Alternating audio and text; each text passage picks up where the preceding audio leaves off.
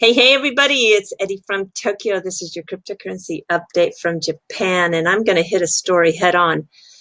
So we all know this is a reactionary market, right? And what I mean by that is emotions often get the best of many. There are people on Twitter and so-called media outlets that love this drama. And that is why? Because it gives them an audience. And CryptoBitlord, he is one that has an audience of about 100,000 on Twitter. And he is threatening to fork XRP should Ripple not stop selling. Yeah, he actually promises that he will. Well, I can tell you that you should take your 2,500 people who have signed your petition and go for it. As we say in Japan, dozo.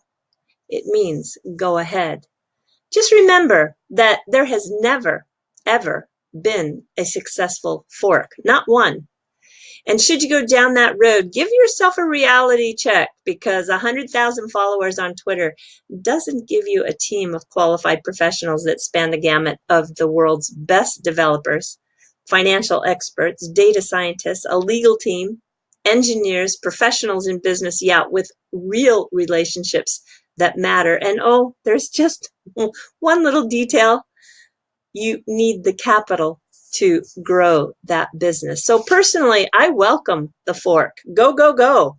It would be a healthy break, a chance for like-minded people to flush out those with a different vision. That is the beautiful thing about this space, is we all have the freedom to choose the project we want to get behind. So dozo. End of conversation. The real issue that needs addressing in this space is media. The quality is literally embarrassing. So CryptoBitlord, he is not part of the XRP community. He's just basically a rogue trader that is entertaining 100,000 followers on Twitter and creating a storm in a water glass. Does he really deserve to have a headline like this from a so-called trusted media source? There is someone who tweeted out on my Twitter feed today, Research Omega, who said that Cointelegraph should edit the headline or delete the piece of garbage it's promoting FUD. I totally agree. This is a space that is fragile because people are learning still. And those kinds of headlines damage this ecosystem. And is that really what you want to do? Yeah, there is no XRP community that is threatening a takeover. You need to fact check. That is basics to journalism, as Research Omega says. And if you can't do this, you need to stop publishing. I totally agree. And I know a lot of you are aware that Mr. Garlinghouse also broke his silence recently. Yesterday, he let out a string of tweets addressing media sources of so-called writers, because there's so much FUD spread, not only about Ripple and XRP, actually within, I'm not doing a poor me business just because I am a supporter of Ripple, the company, and I really find that the digital asset XRP is amazing. No, it is happening across the board, actually, with lots and lots of projects. Let's be real here. So he felt compelled to comment. Yeah, he commented about the lawsuit and the fact that this article from Bloomberg was alluding to the fact that they were calling it a security. Well, it's clear based on authorities in the UK and many others that it is not a security. And the XRP sales are helping to expand and support the ecosystem. This is the truth. The sales by Ripple of XRP has decreased, and you know, the circulating supply, listen to me carefully here, the circulating supply is lower than BTC and Ethereum. So maybe CryptoBitlord, you need to start a petition for the BTC miners to stop mining. Ripple continues to set industry standards in reporting and transparency. You just need to view the facts from the quarterly reports, as Mr. Garlinghouse says. It's all laid out. It's not Ripple's view, These are the facts. So these 4 tweets so far have generated 500 comments. That's good. I think people are paying attention. But really, we need to understand and address who is accountable. Is it the journalist who writes the article? We know we have way too many shill writers. We have way too many sponsored writers. Or is it the media company? Are they to be held accountable? Here is the Bloomberg article that I think Mr. Garlinghouse was speaking about. And it was written by somebody who's been in the space for a long time. She's been writing since 2014 on blockchain. And from what I can tell, her past articles actually look very well researched and fair and balanced. So I'm kind of surprised. But when you have people who give headlines to Tone Vase speaking about XRP and Ripple, you just got to be kidding me here. I mean, really, you got to be kidding me. So Elon Musk said back in May that he's going to create a site where the public can rate the core truth of any article and track the credibility score over time of each journalist, editor, publication. And he's thinking of calling it Pravda. Elon, I hear you, but really, I don't trust the public. The public is biased. They're generally uninformed and quite often have their own agenda. If we look at what the New York Times Washington Bureau does, they actually hire a fact checker and they validate information in stories written by their colleagues. The stories go through 2 or 3 very distinct, strong layers of editing. Is that the answer? I don't know. There are freelance fact checkers out there. A decent one will run you about $45 an hour.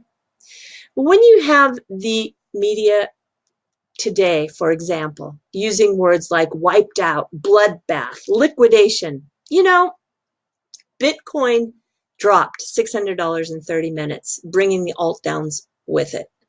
The sky is not falling. This market has a 4 to 7% drop on a regular basis. In fact, 4 to 7% rise is the norm. This is one of the reasons why so many traders actually are in this space. They love the volatility. But if you're a hodler and you can't stomach days like today, well, then you need to either focus on something else or possibly this space just isn't the right space for you. But back to the original point of this video, and that is I truly believe this issue of poor quality media coverage needs to be solved. So I'm inviting anyone who has an idea or passion to solve this issue. I'm listening. I still have it in me to start one more business. Thank you, and let's continue. All right, I got a tweet that I was included in, and it was about a Western Union promotion that Western Union is going to allow a zero fee transfer with their new online money app. Okay, all right. Let's look at this because the person said, how is MoneyGram going to compete on this? Well, I'll show you exactly. Now, let's just take yesterday's exchange rate.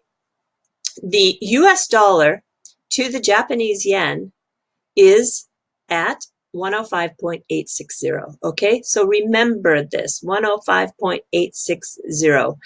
When we look at sending money via Western Union, I'm going to take money in US dollars and I'm going to send it to Japan where the receiver will get Japanese yen. So on Western Union, I take $100 US and the receiver is going to get 9,513 yen. All right. Just so we can compare apples to apples, it's going to be a cash pickup, and I have used my bank account to make that payment, okay? The service time on Western Union is going to take 0 to 4 business days, and I will receive 9,513 Japanese yen. All right, so you got that. I'm going to take you now to MoneyGram's site, and you can see that I'm sending 100 US dollars. The person in Japan is going to receive 10,428 yen, and this is with their $4.99 fee, where the payment is on an online bank account, same, and the receiver will pick it up in cash. So we've compared apples to apples or oranges to oranges, and using MoneyGram, I am getting more on the receiving end. Why? Because the exchange rate that that Western Union is using is a very poor rate, and that is the hidden fee that they are taking as a profit, letting you think that you're sending your money for free. So that is how MoneyGram is going to compete. All right. And that's a pretty big difference too, on just $100.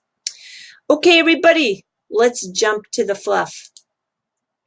This is the kanji character for a fork of karate. Karate actually is something that started in the Okinawan Islands, and those islands were annexed into Japan in 1879. And there have been many forks of karate. This is one in particular that I hold at the highest esteem. It is Kyokushin karate. It is the full contact karate form. And it is also,